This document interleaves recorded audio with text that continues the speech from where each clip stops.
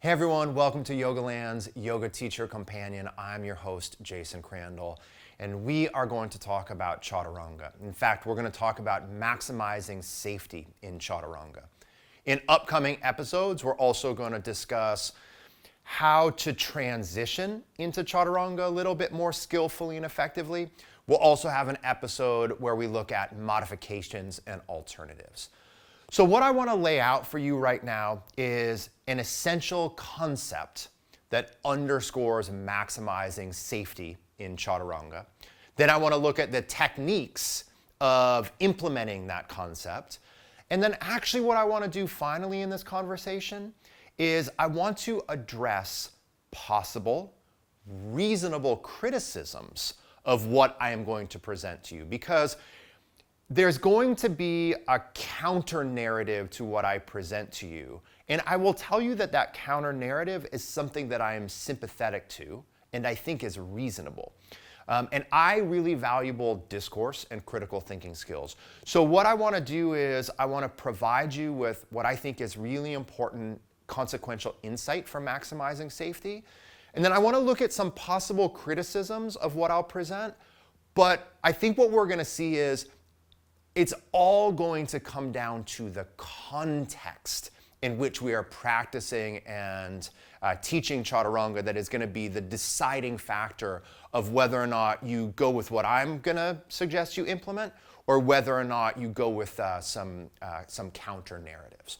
So here is the most important takeaway when it comes to safety and Chaturanga. The most important takeaway. To maximize safety in Chaturanga, you want to maximize stability of the humerus bone on the socket under weight load.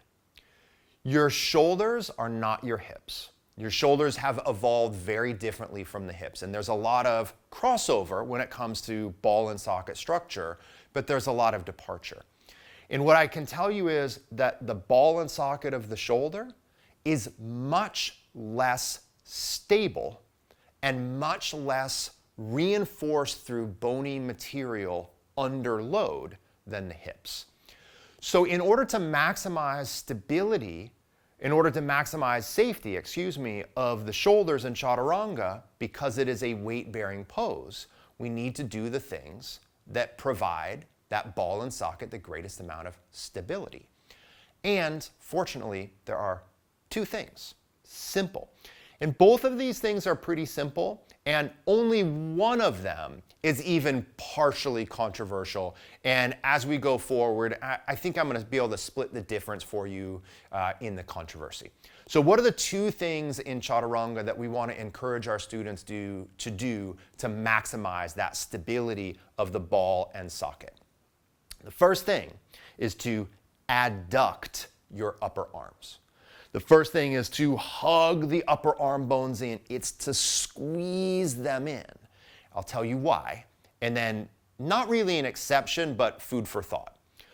When you adduct the arms, when you hug the arms in towards your side ribs, you engage many muscles. But two of the dominant muscles you engage are pec major and lats. And you work with both of them, you're engaging them, both of them simultaneously, so pecs and lats will be working together in adduction. And when the pecs and lats work together in adduction, they form a sling that helps tether the head of the humerus bone to the scapula. And so when we have this tethering, everyone, the ball is much more stable under load. So engaging the arms in engages pecs and lats in a way that helps reinforce the stability of the ball and socket under stress. Now, here's food for thought. You want to squeeze the upper arms in, you want that adduction, but where you actually place the hands and the elbows is pretty subjective. So you're going to be squeezing in, but that doesn't mean that the elbows need to be against the ribs. They can be, but they don't need to be. It also doesn't mean that your hands have to be exactly shoulder width apart. This is something I would really love for you to experiment with. The idea that the hands always have to be shoulder width and the feet always have to be hip width is not correct. Hands shoulder width and feet hip width are often correct. They work for many people in many postures, but they're not mandates. The arms and hands can be in many different positions. And so for me personally, I actually prefer to have my hands a little bit wider than my shoulders and my elbows a little bit wider than my shoulders as I squeeze in. So number one, you want to squeeze in, but as a sub-factor of that, experiment with different hand and elbow positions. Okay, now, here is the second thing, and this is the thing that, again, for me to say it's controversial, it's kind of an overstatement, okay? But the second thing that we want to do to maximize stability of the ball and socket in Chaturanga is we want to not go so close to the floor or go so low that the elbows go behind the body. So stay with me on this, okay? So when you are lowering from plank to Chaturanga, when we lower down, we want to avoid the elbows going back. We want to avoid the upper arm bones moving back into extension. And we want to understand, like, don't just hear that and memorize it. We want to understand the logic. The logic, again, is to maximize safety, we maximize stability of what? The head of the humerus bone on the center of the glenoid fossa, the center of the socket structure in which it sits. When the elbows go back behind you, think about the upper arm like a lever or a teeter-totter or a seesaw. When one part of it goes one direction, the other part goes the opposite direction.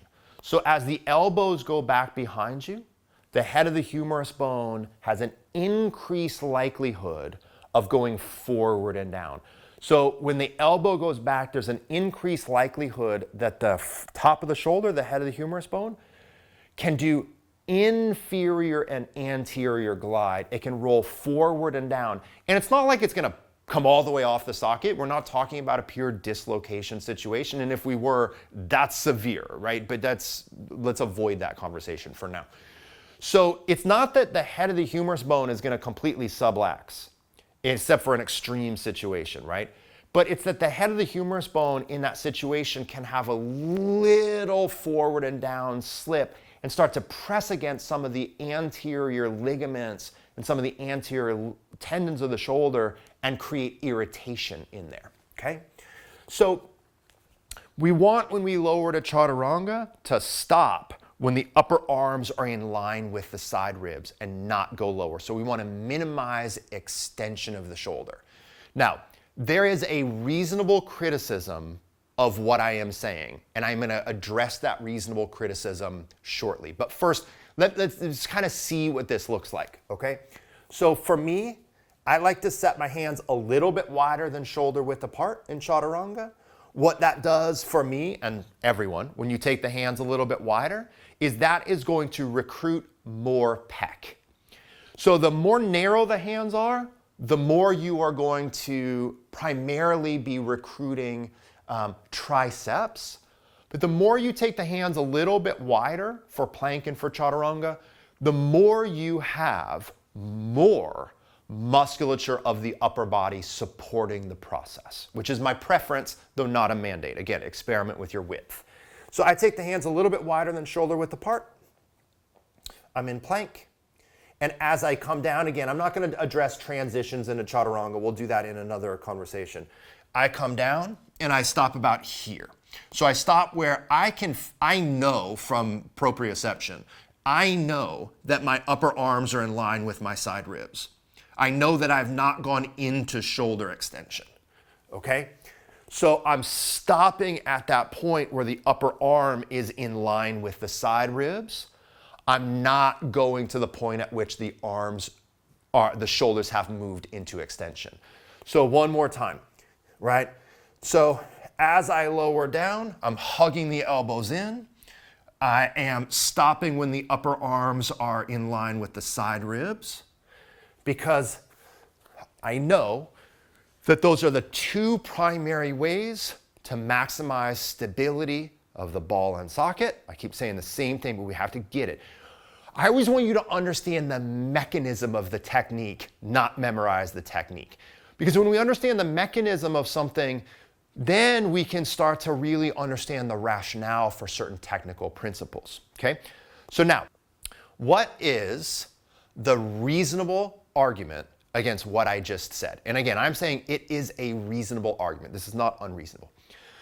The reasonable argument is this. We know that we want strength in each muscle group through the full range of the muscle, including the end ranges of the muscle. Ideally, a strong muscle is strong not just on a small fraction of its functional range, but it's strong in the full spectrum of its functional range. Totally logical, right? And we know that when those arms go back and the shoulders move into extension, the anterior shoulder muscles right now, especially pec, is pulled into a lengthened position. So we know that by taking the arms further back, we are lengthening the pecs more, and we might say to ourselves, well, I want the pecs to be strong in that full functional range. And I would say I totally agree with that. However, I understand the role of being a yoga teacher teaching public classes in which there are no prerequisites to coming to my class.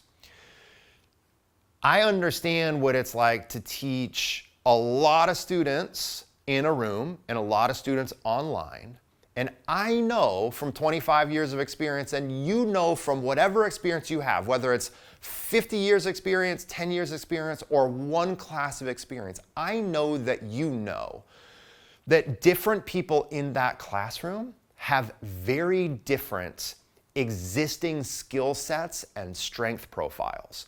And I know that if we do Vinyasa Yoga, we're going to end up doing a lot of Chaturangas. And so I make, in that context, a public class, I make the relatively conservative choice. Because hugging the elbows in and stopping at that 0 point is more accessible and more safe for students, especially students that don't have those pre-existing abilities to control the stability of their glenohumeral joint in full extension.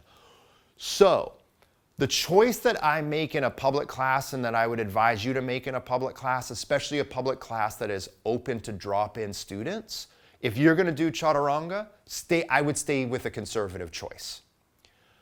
But if you're a strength trainer, if you are working with people and developing their strength and shoulder extension progressively over time, if you're working with a closed, fixed community of students, or if you just happen to know everyone in that room, and you know everyone in that room has good strength at their end range, then I think it's fine to go a little bit further down, right? So that situation ends up being, I don't think it's mandatory, but I think it is. Let me say it like this. Imagine a gymnast. Imagine someone that has a lot of experience in their body and a lot of strength and good tone and stability and technique. Do I think that person can bring their chest lower to the floor or all the way to the floor in Chaturanga and be just as safe? Totally. That just isn't my experience as a public class teacher most of the time. So what we can do if you had requisite strength is you could go a little bit lower. You could go more like a conventional push-up. I'm not on the ground because I find actually going to the ground is not very useful. It's too restful. But look, I'm here and I'm fine because I have the strength profile to allow for that. So bottom line on this, we make slightly different choices based on the context in which we are in, right? I think that's part of being a functional person in this world. And so in the context of a public drop-in class, especially a mixed level class in which you don't know all the participants, Chaturanga puts a lot of stress on the shoulders and it is really hard to do well. I would advise you to make this more conservative choice because there isn't a downside to it.